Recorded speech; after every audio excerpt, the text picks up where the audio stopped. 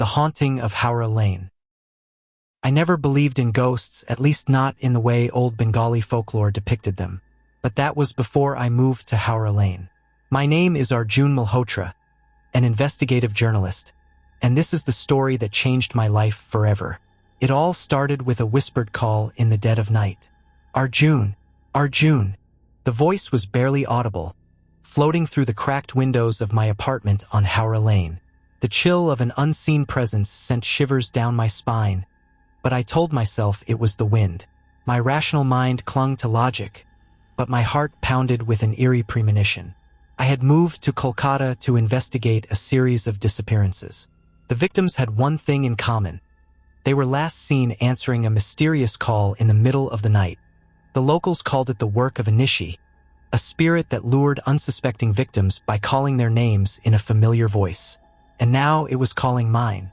The next morning, I met with Inspector Roy, a weary-eyed officer who had been working the disappearance cases.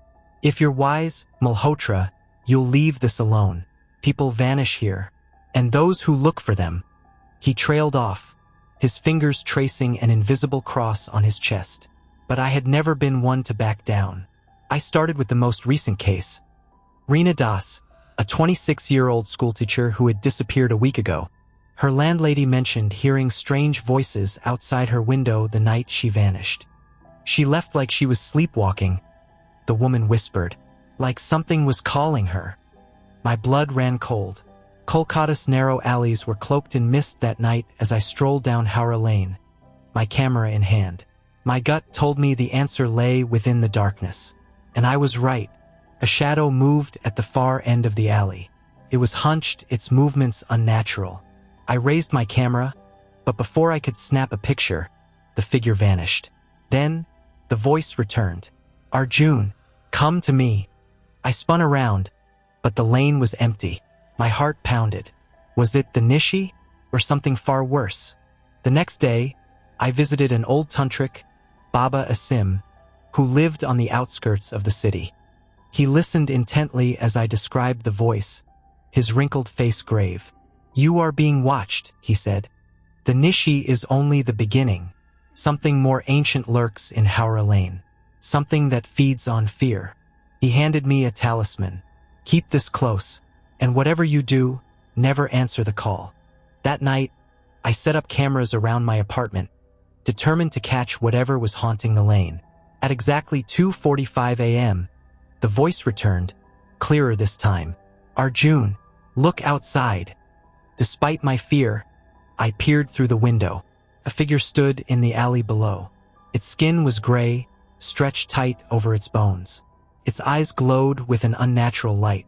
A Vedala. I had read about them in folklore, undead creatures that possessed corpses and preyed on the living. The Vedala lifted its head and grinned, baring jagged teeth. I stumbled backward, my heart hammering. This wasn't just a haunting, it was a curse. Desperate, I returned to Baba Asim. There is only one way to banish the Vedala, he said. You must burn its earthly remains before it claims another soul. The problem? The body was buried beneath the very foundation of Howrah Lane. With the inspector's reluctant help, I tracked down the land records. The foundation had been built over an old cremation ground, a breeding ground for restless spirits. Armed with kerosene and a prayer on my lips, I ventured into the depths of the lane. The moment the flames touched the ground, an inhuman shriek tore through the night. The air grew thick with shadows as the Vedala emerged, its eyes burning with fury. You cannot banish me, it howled, its voice a mixture of rage and sorrow. But I didn't stop.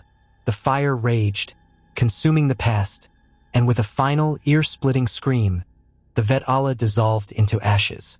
The silence that followed was deafening. The disappearances stopped. Howrah Lane was no longer whispered about in fear, but I knew the truth. Some spirits never leave. They only slumber, waiting for the next soul to call their name.